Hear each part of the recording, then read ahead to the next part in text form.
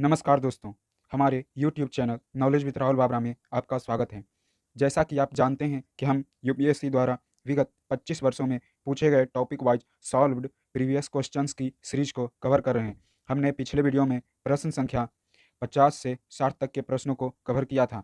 इसी कड़ी को जारी रखते हुए हम आगे के प्रश्नों पे बढ़ते हैं। अगर वीडियो अच्छा लगे तो इसे लाइक और शेयर करना एवं चैनल को सब्सक्राइब करना न भूलें। तो आइए हम आगे के प्रश्नों पर बढ़ते हैं। प्रश्न संख्या 61 कहता है, प्राचीन भारत के बौद्ध मठों में परवन नामक समारोह आयोजित किया जाता था। इसका क्या उद्देश्य होता था? तो चलिए बताइए, परवन नामक समारोह का क्या उद्देश्य होता था? तो इसका सही उत्तर हो जाएगा ऑप्शन बी, अर्थात वर्षा ऋतु के दौरान मठों में प्रवास करने के समय भिक्षुओं द्वारा किए गए अपराधों को स्वीकारोक्ति का अवसर होता था। आइए अब इसके विश्लेषण को देखते हैं। कह रहा है, परवन बौद्धों का समारोह होता था जो 11वें चंद्रमास की पूर्णिमा को मनाया जाता था।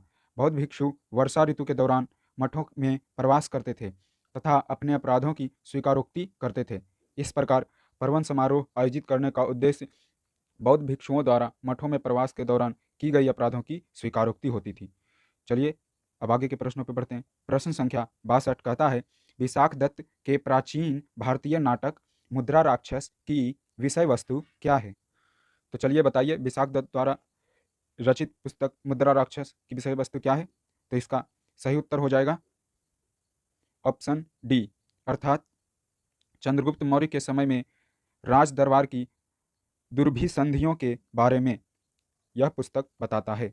अर्थात विशाख दत्त द्वारा रचित पुस्तक मुद्रा राक्षस चंद्रगुप्त मौर्य के समय में राज दरबारों की दुर्भिसंधियों के विषय में बतलाता है। आइए अब इसके विश्लेषण को देख लेते हैं। कह रहा है, विशाख दत्त द्वारा संस्कृत भाषा में रचित नाटक मुद्रा राक्षस उत्तर भारत में चंद्रगुप्त मौर्य के उत्थान व शक्ति के विषय में बताता है। इस प्रकार विशाख दत्त द्वारा रचित पुस्तक मुद्रा राक्षस में चंद्रगुप्त मौर्य के शासन का वर्णन है। आइए अब आगे के प्रश्नों में बढ़ते हैं। प्रश्न संख्या 63 कहता है, नर्मदा नदी पर सम्राट हर्ष के दक्षिणावर्ती आगमन को रोका। तो चलिए बताइए, नर्मदा नदी के तट पर हर्षवर्धन के दक्षिणावर्ती आगमन को किस शासक ने रोका था? तो इसका सही उत्तर हो जाएगा ऑप्शन बी, अर्थात पुलकेशिन द्वितीय ने। अर्थात नर्मदा नदी पर पुलकेशिन द्वितीय ने हर्षवर्धन के दक्षिणावर्ती आगमन को रोका था। आइए अब इसके विश्लेषण को देख लेते हैं। कह रहा है, हर्षवर्धन के दक्षिण की ओर प्रस्थान को नर्मदा नदी के तट पर चालुक्य शासक पुलकेशिन द्वितीय ने रोका। आइए अब आगे के प्रश्न में बढ़ते हैं। प्रश्न संख्या 64 कहता है, निम्नलिखित कथनों पर विचार कीजिए। इसमें प्रथम कथन है, चोलों ने पांड्य तथा चेर शासकों को पराजित कर प्रायद्वीपीय भारत पर प्रारंभिक मध्यकालीन समय में अपना प्रभुत्व स्थापित किया। वहीं दूसरा कथन है, चोलों ने दक्षिण पूर्वी एशियाई के शैलेंद्र साम्राज्य के विरुद्ध सैन्य चढ़ाई की और कुछ क्षेत्रों को जीता। तो इस प्रकार ऊपर दिए गए दो कथनों में से कौन से कथन सही हैं? चलिए बताइए, तो इसमें से कौन सा ऑप्शन है जो सही है? तो इसका सही उत्तर हो जाएगा ऑप्शन सी, अर्थात 1 और 2 दोनों कथन सही हैं। इसका अर्थ यह हुआ कि चोलों ने पांड्य और चेर दोनों शासकों को पराजित कर मध्यकालीन समय में अपना प्रभुत्व स्थापित किया।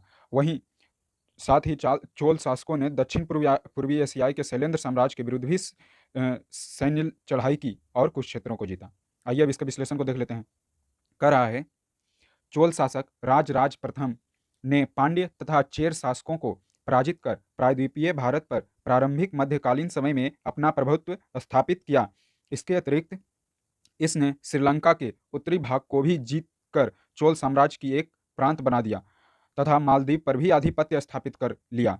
इसी प्रकार राजेंद्र चोल ने न केवल संपूर्ण श्रीलंका को जीता बल्कि दक्षिण पूर्व एशियाई के शैलेंद्र साम्राज्य के विरुद्ध सैन्य अभियान कर कुछ क्षेत्रों को पर आधिपत्य स्थापित कर लिया। इस प्रकार दोनों कथन सही है। आइए अब आगे के प्रश्नों पर बढ़ते हैं। प्रश्न संख्या 65 कहता है, शूद्रक द्वारा लिखी हुई प्राचीन भारतीय पुस्तक मृक्षकटिकम का विषय है। तो चलिए बताइए, शूद्रक द्वारा लिखी गई पुस्तक मृक्षकटिकम में किस विषय में चर्चा है? तो इसका सही उत्तर हो जाएगा ऑप्शन ए, अर्थात एक धनी व्यापारी और एक गणिका की पुत्री की प्रेम गाथा इसमें वर्णित है। आइए अब इसके विश्लेषण को देख लेते हैं। कह रहा है, मृक्षकटिकम जिसका अर्थ मिट्टी की गाड़ी होता है, दूसरी सदी ईसा पूर्व में संस्कृत में शूद्रक द्वारा लिखा गया एक नाटक है। इसमें युवा व्यापारी चारुदत्त तथा उसकी प्रेमिका वसंत सेना की कहानी है, जो एक गणिका की पुत्री थी। इस प्रकार मृच्छकटिकम में एक प्रेम गाथा के विषय में वर्णन किया गया है। आइए अब आगे के प्रश्न में बढ़ते हैं। प्रश्न संख्या 66 कहता है, निम्न कथनों पर विचार कीजिए। नीचे 3 कथन दिए गए, उसमें बताना है कौन सा कथन सही है। उसमें प्रथम कथन कहता है, वर्धमान महावीर की माता लिच्छवी के मुखिया चेटक की पुत्री थी। वहीं दूसरा कथन का कहना है कि गौतम बुद्ध की माता कौशल राजवंश की राजकुमारी थी। और तीसरे कथन के विषय में है, 23वें तीर्थंकर पार्श्वनाथ बनारस से थे। तो चलिए बताइए इसमें से कौन कौन से कथन सही हैं, अर्थात कौन सा ऑप्शन इसमें सही है। तो इसका सही उत्तर हो जाएगा ऑप्शन सी, अर्थात 2 और 3 कथन सही हैं। गौतम बुद्ध की माता कौशल राजवंश की राजकुमारी थी एवं 23वें तीर्थंकर पार्श्वनाथ बनारस से थे। आइए अब इसके विश्लेषण को देख लेते हैं। कह रहा है, जैन धर्म के संस्थापक महावीर स्वामी का बचपन का नाम वर्धमान था। इनका जन्म वैशाली नामक कुंडल ग्राम में हुआ था। इनके पिता का नाम सिद्धार्थ था एवं माता त्रिशला, जो लिच्छवी गणराज के प्रमुख चेटक की बहन थी, न की पुत्री। वहीं बौद्ध धर्म के प्रणेता गौतम बुद्ध के बचपन का नाम सिद्धार्थ था। उनका जन्म नेपाल की तराई में स्थित लुम्बिनी वन में 563 ईसा पूर्व में हुआ। पिता सुधोधन थे, जो शाक्य गणराज के प्रमुख थे। वहीं माता महामाया थी, जो कौशल राज की राजकुमारी थी।